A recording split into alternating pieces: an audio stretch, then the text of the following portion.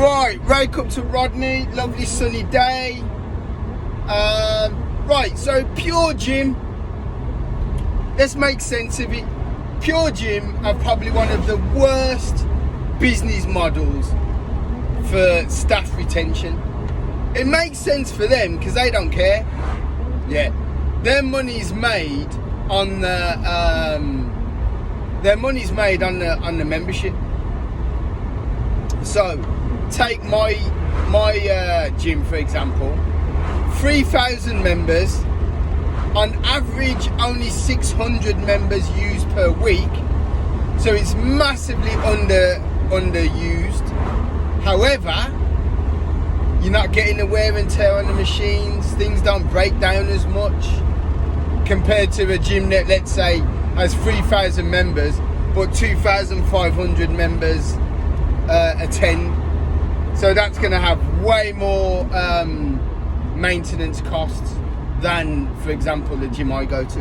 Now, what makes that, let me just close the window. What makes that a poor business model? Right, so it's a poor business model because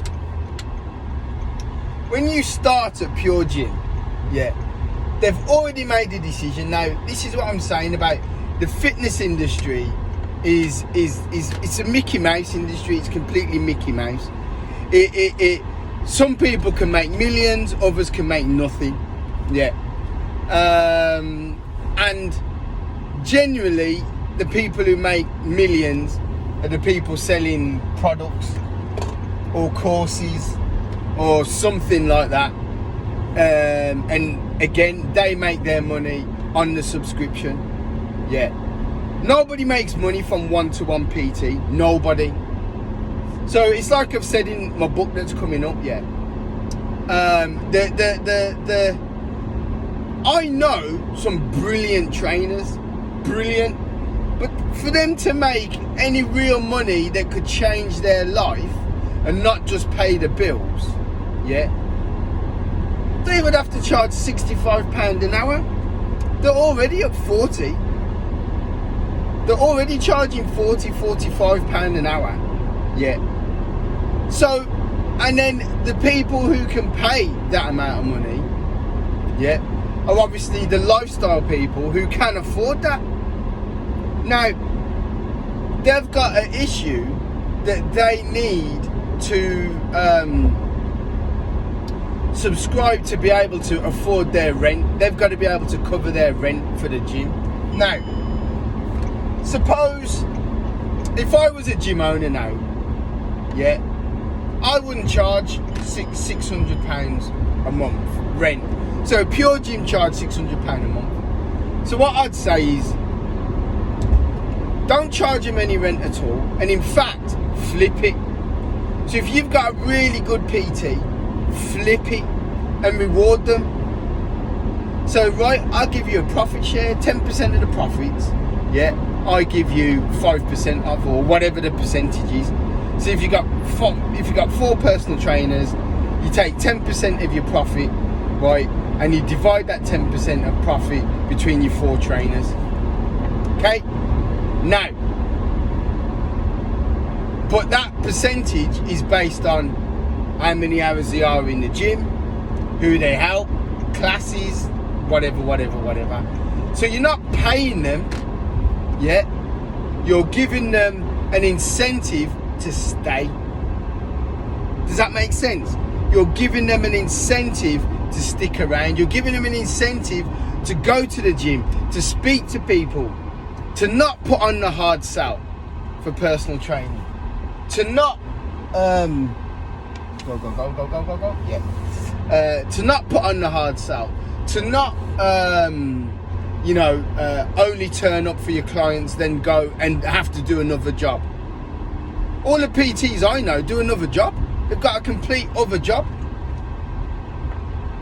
So they pay their rent, they do their 10 clients a week, which might earn them £200 a week above their rent per month. Yeah. It's a flawed system. Now, if I now say, right, forget paying rent, yeah, and instead I'm going to incentivize you to stay, And as of that, I'm going to give you a percentage of the profits from the gym. You ain't going to leave now. And you're going to work harder in the job. You are going to clean the machines. You are going to do more hours in the gym. You are going to speak to more clients. You are going to make going to the gym a much better place. Now, that would go from 600 usable members to maybe 1,000 usable members out of the 3,000 that are there. It flips it.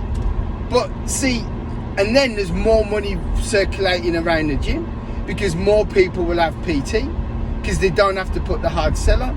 And in fact, you can see them.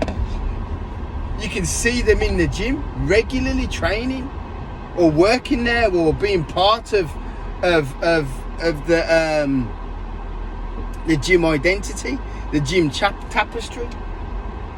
And this is what I'm saying, when you speak to an owner, everybody makes that same blockbuster decision. Because they made so much money on late fees, they didn't want to change the model. And instead Netflix killed them and Blockbuster is no more. Now, I'm not saying that Pure Gym will die a death. I don't think it will. I think Pure Gym will always be because they make so much money. Yeah. I'm a premium member. I pay the highest membership you can. I don't get anything for it, or at least I don't think I do. Do you get what I mean? They might tell me that I do. In fact, I do have a free PT session, which I might actually take. But the business model for staff retention, the business model to make profit works. Yeah. So they've done exactly that. They've minimised costs completely. So they have one manager who they pay, and that manager does do classes as well because they have to cover for the lack of staff.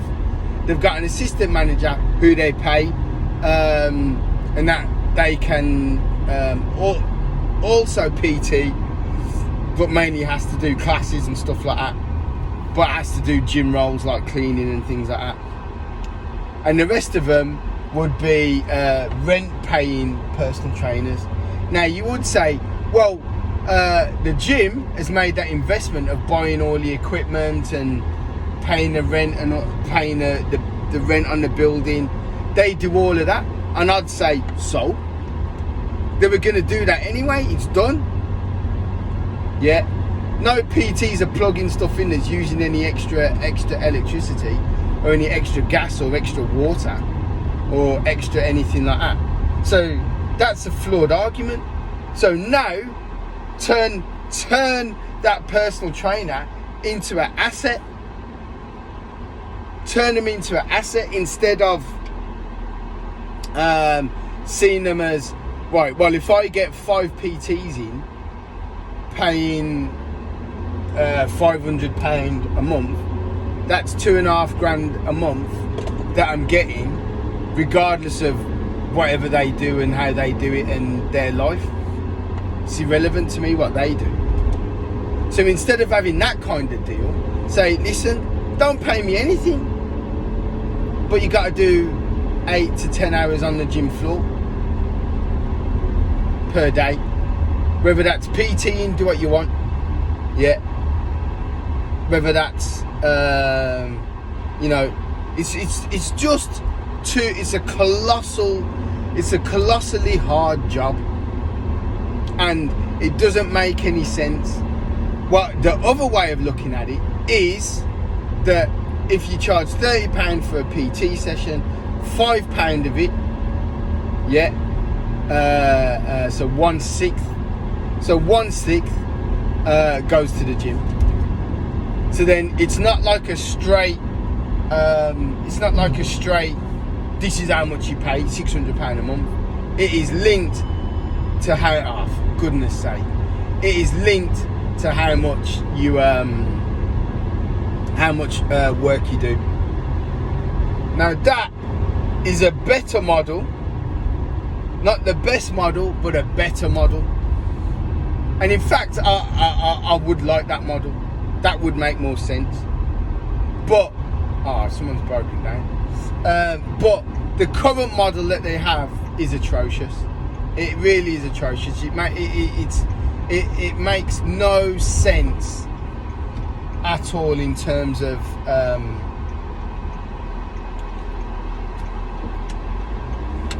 it makes no sense at all in terms of staff retention, and staff retention is what you need. And that's why the chef, so another industry where that was the chef industry, chefs were leaving left, right and centre because you paid peanuts and you worked really hard.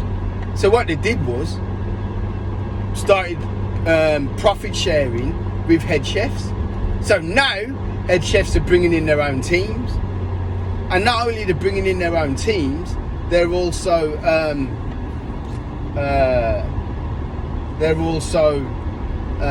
staying in restaurants longer because you're now part of the profit share, and that's how business is going to have to go. But for me, just to conclude, the pure gym, and I know some PTs say, no, I like that because I've got freedom, or I want my own gym. Well, how much is your own gym going to cost? Still good. So I still get it. You hate paying rent, and I would as well. And when I years ago, when I was a good PT, yeah, and when Living Well turned to Bannatynes, and Bannatynes went from a fitness instructor PT model to the rent model, that's when they lost good staff, because it's not sustainable. Because you're going to have peak months, you're going to have low months, and then it's like, oh yeah, well, you got to save in your peak months. Yes, you do, but it's a people industry, and whenever you work in a people industry, you can't. It's not like when you're selling Christmas trees and you can only sell in November and December. Yeah, it's not like that. It's a different thing. It's not like Easter eggs. It's not like food. Yeah. So discounting. Listen, like and subscribe, guys. See you in a bit. Bye.